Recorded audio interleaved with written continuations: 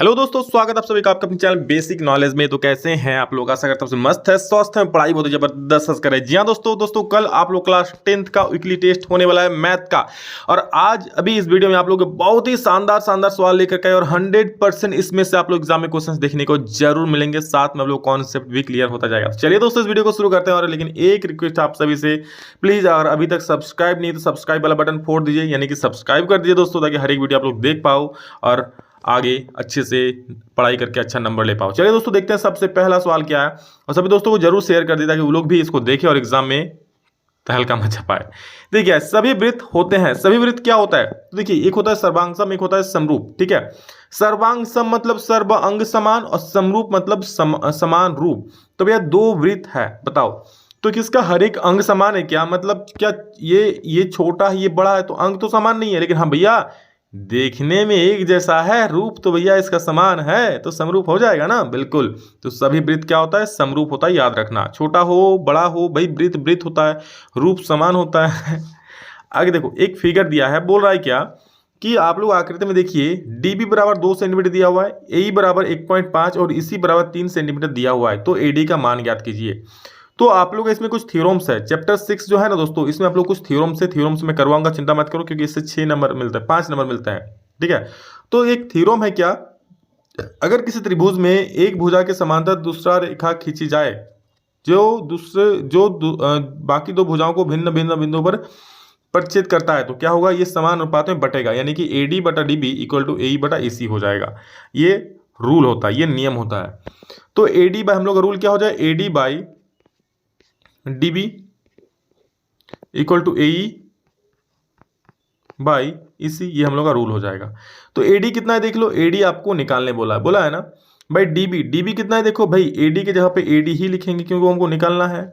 ठीक है, DB कितना है तो DB भाई 2 सेंटीमीटर तो लिख दिया। AE कितना है देखो, AE दे दिया 1.5 तो 1.5 लिख दिया। और EC कितना है? EC दिया 3 तो यहाँ पर 3 लिख दिया। इसको क्रॉस गुना कर देना। क्रॉस गुना कैसे करोगे? 2 है इधर, उधर जाके 2 गुना होके 1.5 से 2 गुना होके 3 हो जाएगा।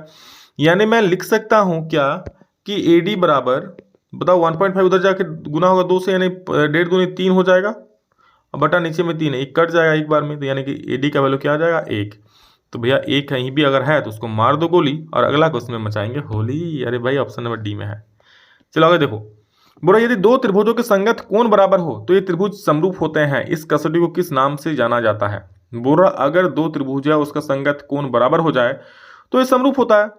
तो कौन सा ये कौन सा कसौटी? देखिए, समरूपता के कुछ कसौटियां हैं, वो कसौटी भी आप लोगों को लिखाना है। ठीक है, मैं लिखाऊंगा। तो ये ट्रिपल ए जब संगत कोण मतलब क्या? एंगल।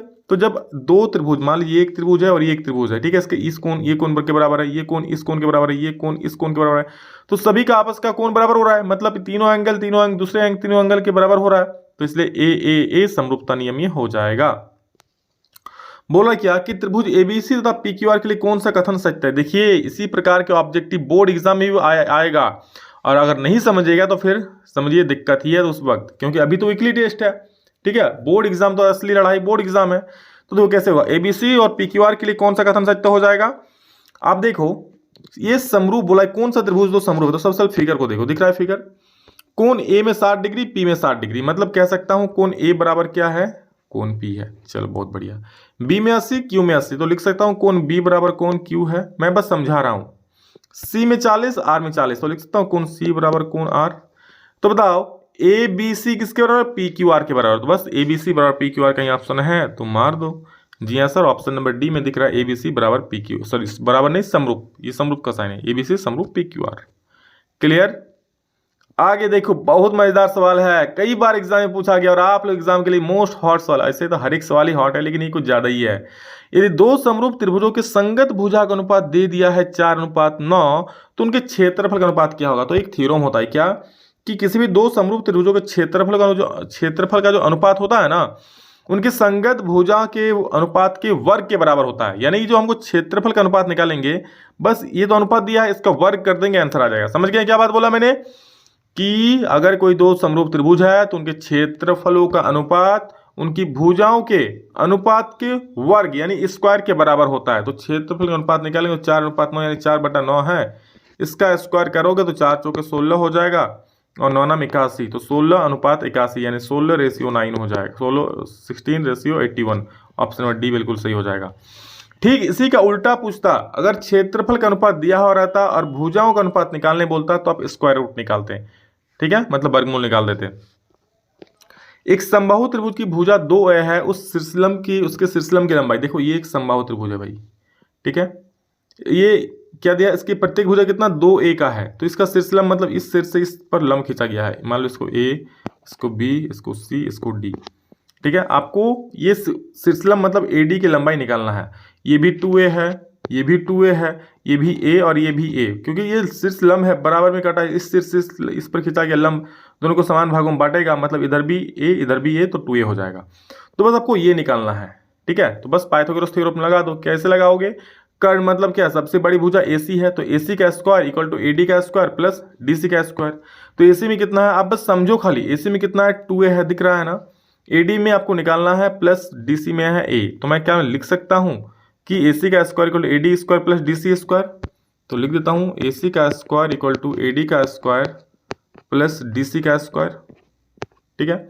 AC आपका 2a दिया हुआ है, तो यहाँ पर लिख दो 2a का होल स्क्वायर प्लस प्लस नहीं बराबर AD आपको निकालना है, तो AD को AD ही रहने दो, और प्लस DC कितना है, a है, तो a का स्क्वायर, तो यहाँ से 2a का स्क्वायर 4a स्क्वायर हो जाएगा, और इधर a स्क्वायर जाकर उधर माइनस कर देंगे, यानी हमारा जो AD स्क्वायर निकलेगा वो क्या निकलेगा बता दो, AD स्क्वायर निकलेगा, इधर 2 का स्क्वायर 4a स्क्वायर हो जाएगा, और माइनस उधर से a स्क्वायर आएगा, तो यहाँ पर हो जाएगा 3a स्क्वायर। इसका अगर आप वर्गमूल निकालोगे, AD निकाल लोगे, तो क्या आएगा बताओ, इधर रूट हो जाएगा, √3a स्क्वायर, तो a स्क्वायर है रूट के अंदर, तो वो a हो जाएगा, और √3 अंदर हो जाएगा, √3 हो जाएगा, तो a√3 आपका आंसर हो जाएगा, यानी कि कहीं भी है a√3, जी हाँ a√3 यानी √3a। अरे भाई a√3 बोलो या फिर √3a बोलो, एक ही बात है ना। चलिए अगला सवाल देखिए क्या बोला है कि ABC में, चलिए ये भी अच्छा सवाल है, ABC में AB बराबर 6√3 सेंटीमीटर, AC बराबर 12 सेंटीमीटर था, BC बराबर 6 सेंटीमीटर, तो कौन B का मान। तो सबसे पहले कि ABC त्रिभुज बनाओ। आप देख सकते हो यहाँ पर ये जो भुजा है 6 और ये भुजा है 6√3, ठीक है, 6 का स्क्वायर 36 होता है, और इधर पर 6 का 36, 36 या 72 हो जाएगा। ये दोनों को जोड़ोगे तो 6 2 8 होगा, और 7 और 3 11, 1 मिनट में 12 12 144, तो 6 चौक 36 और 6 चौक 36 और 36 दिया 108 होता है, सॉरी यहाँ पर 36 दिया 108 हो जाएगा, 108 दोनों को जोड़ोगे तो 144 हो जाएगा। यानी हम कह सकते हैं दोस्तों कि अगर आप इसका स्क्वायर करोगे और इसका स्क्वायर करोगे तो इसका स्क्वायर मिल जाएगा, मतलब हम कह सकते हैं AC क्या है, हमारा कर्ण है। तो एक त्रिभुज है इस प्रकार से, देखो ABC, क्योंकि AC सबसे बड़ी भुजा है तो इसको हम लिख दिए 12। AB के क्या है, AB है √6√3, तो मान लो यहाँ पर 6√3 है, और BC कितना है 6, चलो लिख दिया 6। हमको निकालना है क्या कि कोण B का मान कितना होगा, तो आप ऐसे भी कर सकते हो, कोण B डायरेक्ट समकोण बोल सकते हो, क्यों, क्योंकि इसमें AC का स्क्वायर निकालोगे तो ये हो जाए AB का स्क्वायर प्लस BC का स्क्वायर। ये कब होता है, ये तब होता है जब हमारा पाइथागोरस थ्योरम लगता है। पाइथागोरस थ्योरम कब लगता है, जब एक कोण 90 डिग्री का हो, मतलब ये कोण हमारा कितना हो जाएगा, समकोण हो जाएगा। तो जब भी इस प्रकार सवाल आए तो कोण B बराबर 90 डिग्री, ऑप्शन नंबर कोण B का मान क्या होगा 90 डिग्री, ऑप्शन C सही है। नेक्स्ट क्वेश्चन है, सभी त्रिभुज होते हैं डैश, सभी त्रिभुज समरूप होते हैं, याद रखना सभी जो समबाहु त्रिभुज है ना, देखो समबाहु छोटा हो या बड़ा हो, देखने में तो एक ही जैसा होगा, रूप समान होगा, तो सभी कौन सा समबाहु त्रिभुज समरूप होते हैं, याद रखना। आगे में और एक सवाल है, सेम प्रकार का सवाल जैसे मैंने पिछले क्वेश्चन में बताया, तो इसका आप लोग कमेंट सेक्शन में आंसर करोगे। पहले वाला देखो, अभी जस्ट कुछ देर पहले बताया और वो समझ गए तो इसको भी फोड़ दोगे, और फोड़ दो कमेंट में आंसर मेरा जोड़ दो, ठीक है। आगे देखो, यदि एक त्रिभुज के दो कोण एक अन्य त्रिभुज के दो कोणों के क्रमशः बराबर हो तो दोनों त्रिभुज समरूप होते हैं। बोला दो कोण जो है ना, ये दो कोण के बराबर है, तो कौन नियम से समरूप होगा भाई, ए नियम से समरूप होगा, एंगल से, क्योंकि दो एंगल से बोला है ना बराबर है, तो ए समरूपता नियम हो जाएगा। निम्न में कौन त्रिभुजों की सर्वांग क्षमता की कसौटी नहीं है, एस एस एस है, ए है, एस एस भी है, तो ए ऐसे आप लोगों का सर्वांग क्षमता कसौटी नहीं है। दो समरूप त्रिभुजों के क्षेत्रफल का अनुपात बराबर हो तो त्रिभुज निश्चित रूप से होंगे। अगर क्षेत्रफल का अनुपात बराबर होगा ना तो त्रिभुज निश्चित रूप से क्या होगा, समबाहु। याद रखना समबाहु त्रिभुज का ही हमेशा क्षेत्रफल का अनुपात बराबर होता है, चाहे छोटा हो चाहे बराबर हो, हमेशा क्षेत्रफल का अनुपात उसका बराबर ही होगा, तो ऑप्शन नंबर ए सही हो जाएगा। क्या बोल रहा है, एबीसी एक समद्विबाहु त्रिभुज है जिसका कोण क्या है, सी समकोण है, निम्नलिखित में कौन सत्य है। देखो एबीसी एक समबाहु त्रिभुज ऐसा, बोल रहा है कौन सी समकोण है, इस प्रकार नहीं बना है, इस प्रकार बनाया है, इस प्रकार। इसमें कौन सी समकोण है, तो ये हो जाए ए, ये हो जाएगा बी।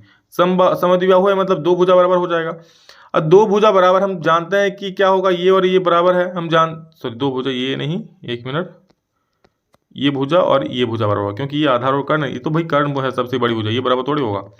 तो मैं लिख सकता हूँ क्या कि ए बी का स्क्वायर इक्वल टू ए सी का स्क्वायर प्लस बी सी का स्क्वायर। मैं लिख सकता हूँ, बिल्कुल लिख सकते हो, ठीक है। तो देखो यहाँ पर क्या हो जाएगा, आप ए बी का स्क्वायर तो ए बी का स्क्वायर ही रहेगा, यहाँ पर ए सी का स्क्वायर, देखो यहाँ पर ए बी का स्क्वायर को हम कुछ नहीं कर सकते क्योंकि ये तो किसी के बराबर नहीं है, ये यही रह जाएगा, ठीक है। तो यहाँ कहाँ ए बी है, देखो यहाँ नहीं है, यहाँ नहीं है, यहाँ 2ab है तो ये भी काट दो, यहाँ देखो ए बी स्क्वायर है। तो देखो चलो लिखते हैं ए बी का स्क्वायर इक्वल टू ए सी का स्क्वायर को रहने दो और बी सी का स्क्वायर के जहाँ पे हम क्या लिख सकते हैं, क्योंकि बी सी और ए सी बराबर है तो बी सी और ए सी बराबर है ना जी, तो बी सी जब ए सी लिख सकते हो तो फिर से ए सी का स्क्वायर लिख देना। तो A B square equal to A C square plus A C square 2ac square, option number D बिल्कुल सही हो जाएगा। बिल्कुल आसान सा सवाल था। अगला एक प्रश्न है कि त्रिभुज एबीसी में ए बी बराबर 7, ए सी बराबर 25 था, बी सी बराबर 24 है, तो कोण बी का मान क्या होगा। Same to same, same to same, same to same, जी हाँ लगा है मेला, सेम टू सेम। ये देखो एक मिनट, कहाँ गया जी, हाँ बिल्कुल इसी प्रकार का सवाल है। तो इसका आंसर आप लोग कमेंट में मुझे दोगे, इस क्वेश्चन का जवाब, ठीक है। ये जो 31 नंबर दिया है आंसर आप लोग कमेंट में सभी लोग करोगे कि कितना डिग्री होगा कोण बी का वैल्यू। बहुत आसान है, कोई दिक्कत वाली बात नहीं है। जितना मैंने क्वेश्चन दिया आप लोग अच्छे से देख लो और कमेंट में जरूर बोलना जिसका मैंने आंसर पूछा है, ठीक है। और इसी प्रकार के सवाल दोस्तों एग्जाम में आप लोग आएंगे, 100% गारंटी है, तो अच्छे से पढ़ो। और 7 चैप्टर निर्देशांक ज्यामिति से भी कुछ आएगा, वो मैं वीडियो बना दूंगा, ठीक है। बस वीडियो को देखो, सभी को ज़्यादा से ज़्यादा शेयर करो, ठीक है। और लाइव क्लास आप लोग जब कहें हो, मैक्सिमम रिस्पांस है लाइव क्लास का कि यहाँ से लाइव क्लास कराइए, तो जल्द 1-2 दिन में शुरू होने जा रहा है, बस इंतजार कीजिए। सभी दोस्तों को शेयर कीजिए, क्लास करना है तो, ठीक है। आप लोग का लाइव क्लास का जल्द नोटिफिकेशन आने वाला है। चलो, so love you all, thank you all of you. अभी कल नहीं, फिर नेक्स्ट जल्द आप लोग से मिलेंगे, तब तक के लिए जय हिंद, वंदे मातरम।